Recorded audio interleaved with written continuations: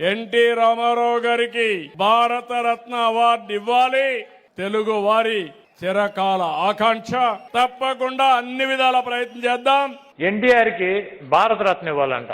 సిగ్గుచారం లేదు ఈ మాట చెవటానికి. ఇంకో 25 ఏళ్ళైనా కూడా ఈ చంద్రబాబు బతుకుంటే ఇదే చెబుతాడు, ఆయనకి భారతరత్న ఇవ్వాలని నేను డిమాండ్ చేస్తున్నా అంటాడు.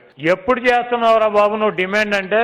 ఎన్టీ రామారావు పుట్టినరోజు నాడు, చనిపోయిన రోజు నాడు మహానాడులోను ఒక కాగితం మీద రాసి ఈ పొకోటి గాళ్ళు అందరూ కలిసి ఒక తీర్మానం రాసి దాన్ని జేబులో పెట్టుకుంటారు. ఈ పొకోటి గాళ్ళు అందరూ కలిసి ఒక తీర్మానం రాసి దాన్ని జేబులో పెట్టుకుంటారు. మళ్ళీ రామారావు వర్ధంతి వచ్చినప్పుడు ఎన్టీఆర్ కి భారతరత్న ఇవ్వాలి. రామారావు పుట్టినరోజు వచ్చినప్పుడు రామారావుకి భారతరత్న ఇవ్వాలి. పేపర్ ముందు టీవీల ముందు స్టేట్మెంట్ ఇస్తాడు. ఇవాళ నితీష్ కుమార్, చంద్రబాబు నాయుడు భద్రత లేకపోతే మోడీ అధికారంలోనే ఉండడు కదా. ఒక్క మాట చంద్రబాబు అనవనండి, మాకు ఎన్టీ రామారావుకు భారతరత్న మించిన కోరిక ఏదీ లేదు. ఇంటర్నల్ గా మీరు ఒక సిగ్నల్ ఇవ్వండి. నరేంద్ర మోడీ ఢిల్లీలో కాదు అమరావతికి వచ్చి ప్రకటిస్తాడు ఎన్టీఆర్ భారతరత్న. మీరు చూడండి కావాలంటే.